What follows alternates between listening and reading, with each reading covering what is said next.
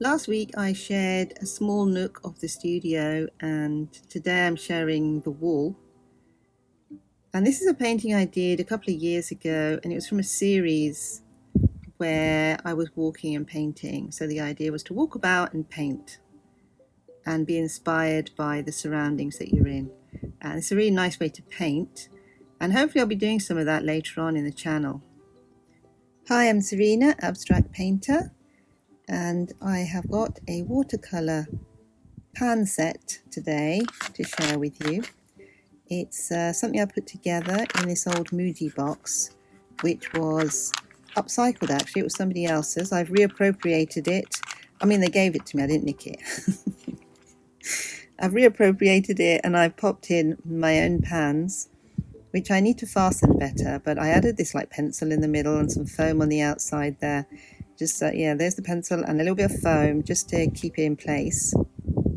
Well, the pans, that is. But I do need to maybe fasten the bottom of the pans with some double-sided tape, which I do have somewhere rolling around in the studio, so I need to find it. It's probably in a box somewhere. Actually, no, it might be in one of my drawers. Welcome to the Nook Studio today. So I'm back in the Nook, and I'm going to start off by just laying out these colours. So last week I did a little painting testing out this watercolour pan set that Mum gave me. It didn't have any inscriptions or anything on it. We didn't know what it was. I don't know where Mum had got it, probably off Amazon or something. These watercolour pans are Winsor & Newton. I've got quite a few of them, and I've got like so many different colours. And what I tend to do is I do swap them around into little sort of made watercolor sets. I do have some travel watercolor sets as well, but I like to make them. So when I find a little container or a little box just the right size, I get very excited. So when I found this Moody box, which was a little bit worse for wear, I had to clean it out and stuff, give it a good old scrub, and I did put the sticker back on the back. So I just wanted to keep that memory that it was actually an upcycled container. And yeah, I'm a bit of an upcycling freak sometimes. I do like to, you know, reuse things as much as I can, and especially if it's something like plastic or whatever that, you know, it's just going to go into the environment and kill things. You need to use them for as long as you can, really, don't you?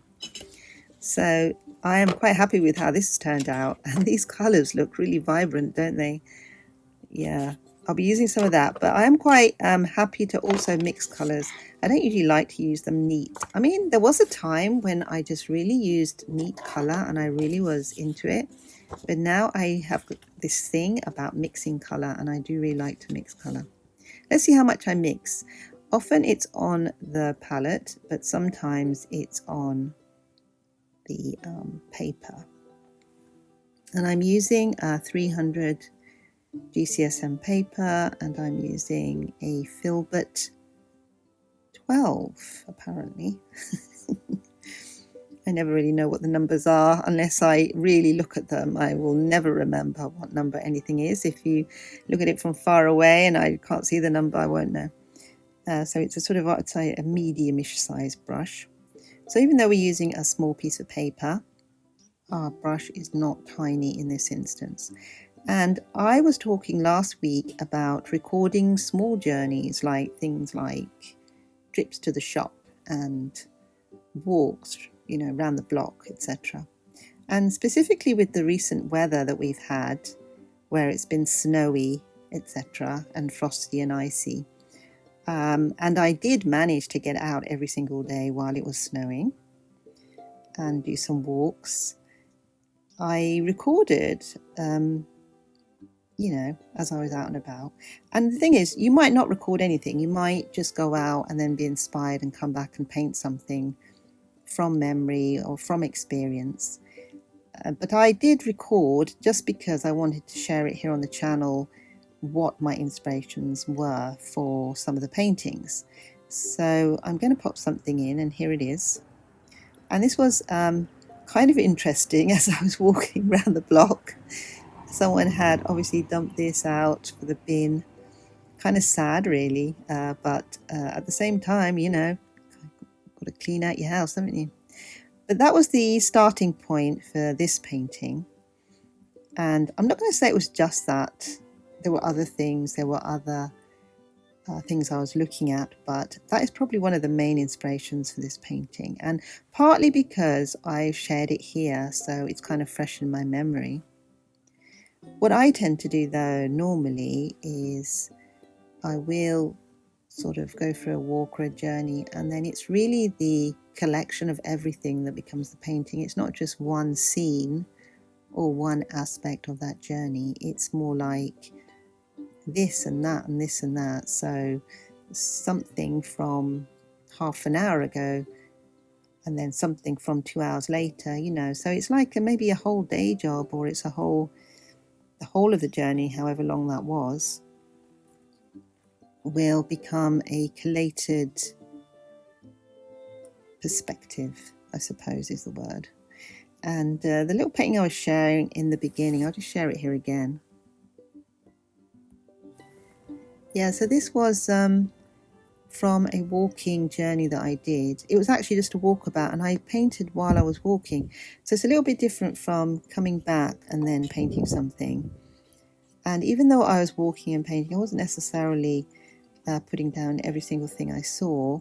There was some artistic license, of course, and again, I'm kind of trying to represent an experience or a perspective rather than the visual as it is. So this painting and others in the series, and I say series because I usually like to work on more than one painting. I like to work on a few different paintings. I suppose it's kind of like a project. So let's say this is a project, and part of the project will be to create a number of paintings with the idea of small walking journeys. And the idea is not to necessarily paint when you're out, it's to come back and paint in the studio. So you're bringing the visuals from wherever you were back, and then you're creating something which will be different to what it actually was, of course, and hopefully interesting and abstract. And the whole idea with me is to create something slightly different and abstract anyway. So it kind of feeds into what I like to do.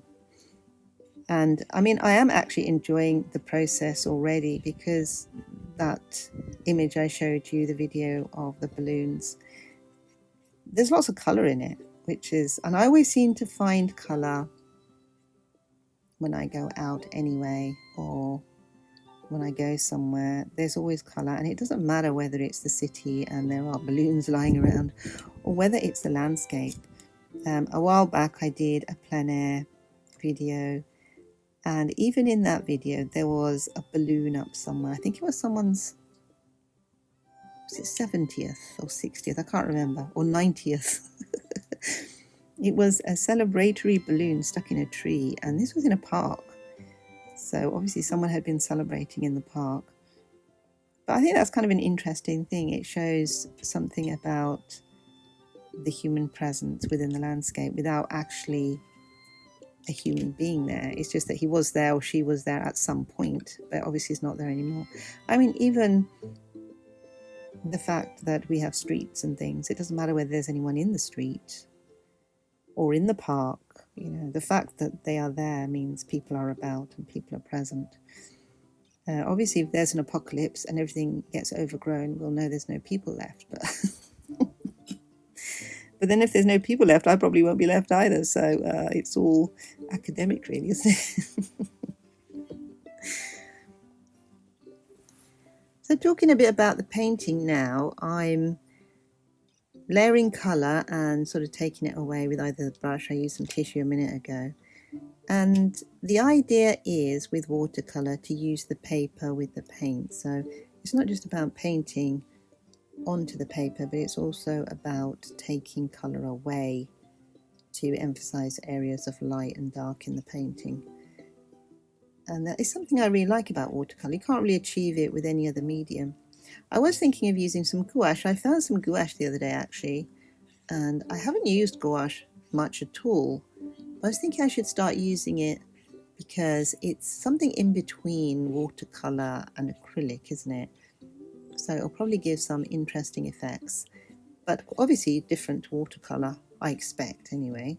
But there are quite a few artists who I follow on YouTube and they use gouache, so it kind of inspires me to use them as well. I will obviously be using it in my own way, but I think my painting is done and I'm quite pleased with that. It looks quite like a vista, doesn't it? And does it look anything like balloons? I mean, I don't really want it to look like balloons anyway, to be honest. Balloons are very precise, and I'm quite happy that it doesn't look totally like balloons. And I think that's a win. I'm really liking that. I love the colours actually. They're really nice. So that's been a win in this small Nook Studio once again. It's kind of fun being in a small space and doing some work. And I'd like to share my small studio wall with you. I've got my friend's painting up. Actually, no, sorry, it's not a painting, it's print. She's a painter as well, but she also does printmaking, Jeannie Brown. She is a great artist, and I'm going to share her link down below of her work. So head on over to her site if you are interested in looking at more of what she does. The other paintings are mine. These are the little landscapey ones I was doing as daily paintings a while back. And some of them were painted, I mean, some were acrylic, some were ink, some were watercolour. So I used various different mediums, but some were pre-prepped in the studio before I went out. So that was the one from last week. I think it looks nice there with the others. I like the fact that Jeannie's work is quite black and white, and you know, there's colour all around it.